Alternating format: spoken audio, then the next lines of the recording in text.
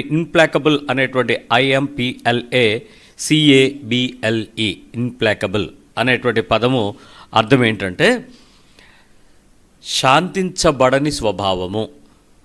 అంటే సులువైనటువంటి తెలుగు భాషలో చెప్తున్నాను, శాంతించబడని స్వభావం ఇన్ప్లాకబుల్. ఇంకా గట్టిగా చెప్పాలంటే రాజీ పడని పట్టుదల గలవారు. ఈ వచనము బాగా అర్థం చేసుకోండి, చాలా ముఖ్యమైనటువంటి విషయం కూడా ఇది.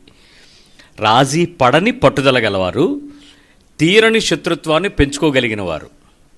ఇంకో అర్థం ఏంటి? తీరని శత్రుత్వాన్ని వాళ్ళు పెంచుకుంటారు. అంటే వద్దురా మానే అన్నాం అనుకో, ఆ శత్రుత్వం తప్ప నువ్వేమైనా చెప్పింటానంటారు.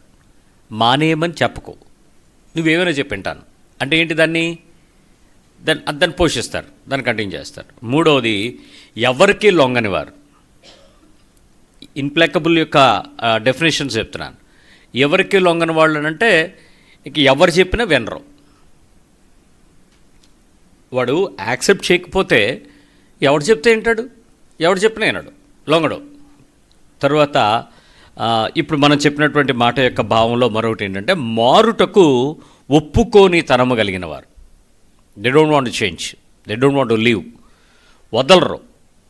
మారడానికి ఒప్పుకోనని ఇష్టపడని స్వభావం. నేను వినండి, ఈ విషయంలో మీరు ఎన్ని చెప్పినా నేను విననండి అంటే అర్థం ఏంటి? He don't want to change, అసలు అవసరం లేదు, తనకు దాన్ని పట్టించుకోవడానికి ఇష్టం లేదు. తర్వాత విపరీతమైన పట్టుదల కలిగిన వాళ్ళు. వీళ్ళకు ఉండేటువంటి లక్షణం ఏంటంటే పంతం కాదు, అది పట్టుదల, విపరీతమైనటువంటి పంతం. ఇక్కడ పంతానికి పట్టుదలకి ఒక చిన్న లైన్ ఉంటుంది. పంతం ఏంటంటే వాళ్ళు నేను చెయ్యనంటే చెయ్యరు, అది పంతం. ఎందుకు చెయ్యాలో ఎవరైనా వివరిస్తే మారుతుంది పంతం, పట్టుదల మారదు. పంతం కలిగిన వ్యక్తిని మార్చొచ్చు ఎక్కడో, అంటే వాళ్ళకి నచ్చిన వాళ్ళు చెప్తే వింటారు కదా, ఆ స్టేజ్ ఉంటుంది.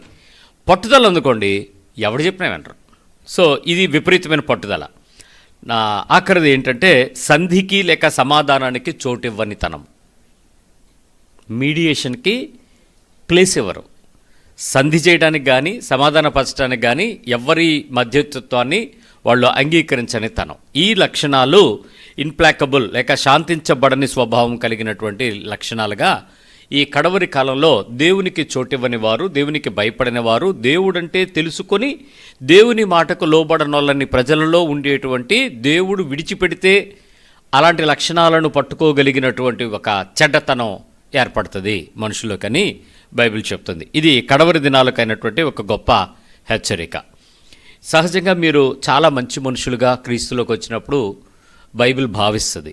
దేవుని దగ్గరికి వచ్చిన వాళ్ళందరూ కూడా మంచోళ్ళు, దేవుని దగ్గరికి వచ్చిన వాళ్ళందరూ మారిన వాళ్ళు, దేవుని దగ్గరికి వచ్చిన వాళ్ళందరూ మనసు మారి నూతన స్వభావం ధరించుకున్నవారు, దేవునితో ఉన్న వాళ్ళందరూ కూడా నూతన హృదయం కలిగిన వారు, దేవుని దగ్గరికి వచ్చిన వాళ్ళందరూ కూడా ఆత్మతో నడిపించబడుతున్నవారు, దేవునిలో ఉన్నవారందరూ కూడా ఆత్మఫలాలు కలిగిన వారు, దేవుని సంఘంలో చేరిన వారందరూ కూడా పరిశుద్ధులు, దేవుని కొరకు ఆశ కలిగి బ్రతుకుతున్న వాళ్ళ ప్రాణం పోయినా దేవుని కొరకు మాట తప్పకుండా మాట మీద నిలబడగలిగిన వారు.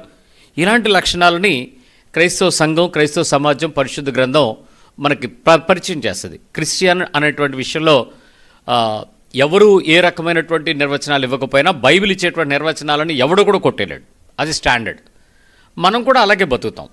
ఒక్కొక్క స్త్రీ లోకంలో నుంచి బొట్టు తీసుకుని బయటకు వచ్చి ముసిగేస్తే పరిశుద్ధురాలంటే ఇంకంతే. అవునా కాదే ఎవడికి తెలియదు.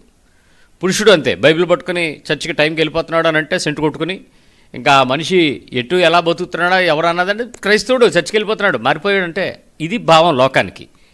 కానీ మనం ఎంత మారామో, ఎంత మారాల్సిందో అర్థం ముందు, అంటే వాక్యం ముందు నిలబడితే తప్ప మనకు అది డెఫినేషన్స్ కనపడవు. కానీ ఎవరి కాళ్ళు భక్తిపరులుగానే క్రైస్తవ్యం కనపడుతున్నా బైబిల్ చెప్పేటువంటి ఈ కడవరి కాలపు మోసాలకు మాత్రం ఎవడో అతిథులు కాదు, అందరూ దానిలోనికి పడతారని చెప్తుంది. జాగ్రత్త. ఈ విషయాన్ని ఒక అవగాహనకు మనం తెచ్చుకోవటానికి ముందుగా ఒక విషయాన్ని పూర్తిగా ఆలోచన చేద్దాం. ఒక వ్యక్తి తన కోపాన్ని కానీ, తన పగను కానీ, తన ప్రతీకారాన్ని కానీ, తన ద్వేషాన్ని కానీ విడిచిపెట్టకుండా, ప్రతి ఒక్కరికి ఎవరో ఒకరి మీద ఏదో ఒకటి ఉంటుంది, అది విడిచిపెట్టకుండా ఇతరులతో ఆ సదరు కారణాలు ఎవరైతే ఆ పరిస్థితులకు అవుతారో, ఆ కారకులు ఎవరైతే ఉంటారో వాళ్ళని క్షమించడానికి, సమాధాన పడడానికి ఎంతమాత్రము ఇష్టపడని మొండి స్వభావము కలిగి ఉండుట ఈ ఇంప్లాకబుల్ అనేటువంటి వ్యక్తిత్వం యొక్క లక్షణం. గమనించండి. అంటే నాకెవరి మీదైనా కోపం ఉన్నా, ఏ పరిస్థితులను బట్టి కోపం కలిగినా, బాధ కలిగినా, దుఃఖం కలిగినా, నష్టం కలిగినా, కష్టం కలిగినా, పగగా మారినా, ప్రతీకారంగా మారినా, ద్వేషంగా మారినా, ఆ పరిస్థితులలో నేను క్షమించటానికి, సమాధాన పడటానికి ఎంత మాత్రము ఒప్పుకోలేనటువంటి ఒక కారణం, బలీయమైన కారణం. దాన్ని ఒక విధంగా బైబిల్ చెప్పేటువంటి భాష ఏంటంటే మొండితనము, కఠినుడు, కఠినత్వము, ఈ పదాలని మాట్లాడుతుంది. ఇక్కడ ఇంకో మాట, మూర్ఖత వేరు, కఠినత వేరు. మూర్ఖత అనేటువంటి పదము కొంచెం ప్రత్యేకమైనటువంటి లక్షణం. ఈ కఠినత అనేటువంటి విషయం, లేక మొండితనం అనేటువంటి విషయం మరి. ఇక్కడ కూడా చిన్న తేడా ఏంటంటే, మూర్ఖుడు 100 మంది చేత గుణపరచబడాడు, కానీ ఆడికి నచ్చిన మూర్ఖుడు ఒకడు ఉంటాడు, ఆడి చెప్తే అంటాడు. మీరు చూసుకోండి, ఆ మూర్ఖులు కలుసుకుంటారు. ఈడెవడు చెప్పిన మాట ఏంటి, కానీ ఆడు చెప్తే అంటాడు, లేకపోతే ఆమె చెప్తే అంటది. ఈ కఠినుడు ఎవడు మాట వెండు, మూర్ఖుడు మాట కూడా ఎండు. ఏమంటే, బావా నువ్వు ఈ విషయం మాట్లాడదు బావా అంటాడు, మళ్ళీ మామూలు అయిపోతారు, ఇంకా దాన్ని పట్టించుకోరనమాట. ఈ కఠినత అనేది బైబిల్ యొక్క భాష. మూర్ఖులు గురించి, సహవాసం గురించి, వాటి గురించి సమతుల గ్రంథం చాలా విషయాల్లో మనకి తేటగా చెప్తూ ఉంటుంది. అయితే ఈ పరిస్థితుల్లో, ఎలాంటి పరిస్థితుల్లో ఈ శాంతించబడని స్వభావం ఉంటుంది అని అంటే, ఈ పదాన్ని మనం అర్థం చేసుకోవడానికి ప్రయత్నించేద్దాం. బ్రతిమాలిన, నచ్చజెప్పిన, మార్చుకోవడానికి తమ అభిప్రాయాన్ని, తన నమ్మకాన్ని విడిచుకోనని తనము. బ్రతిమాలిన, నచ్చజెప్పిన, నీ అభిప్రాయాన్ని మాత్రం విడిచిపెట్టడానికి, మార్చుకోవడానికి ఒప్పనితనం. అది మనకు అసలు ఎంత మాత్రం యాక్సెప్టబుల్గా ఉండదు. మీకు ఎవరి మీదైనా ఇలాంటి పరిస్థితులు ఉన్నాయా? ఏదైనా ఒక సందర్భం మీ జీవితంలో జరిగినప్పుడు, ఆ వ్యక్తి కారణమైన తర్వాత, లేక ఆ పరిస్థితి పలానా వ్యక్తి వల్ల వచ్చింది అని నీకు క్లారిటీగా చూపు ద్వారానో, వినిటి ద్వారా, దేని ద్వారా నీ అండర్స్టాండింగ్స్ నీకు ఉంటాయి, ఆ ప్రోబ్స్ నిన్ను గ్రహిస్తాయి. తర్వాత ఇక ఈ వ్యక్తి ఇలాంటి వ్యక్తి అనేటువంటి అభిప్రాయం మీకు వచ్చినప్పుడు, కాదు చాలా పర్ఫెక్ట్ మంచి వ్యక్తి అని మీరంటే, మీరు ఆ వ్యక్తులతో మీ అభిప్రాయాన్ని మార్చుకోగలరా?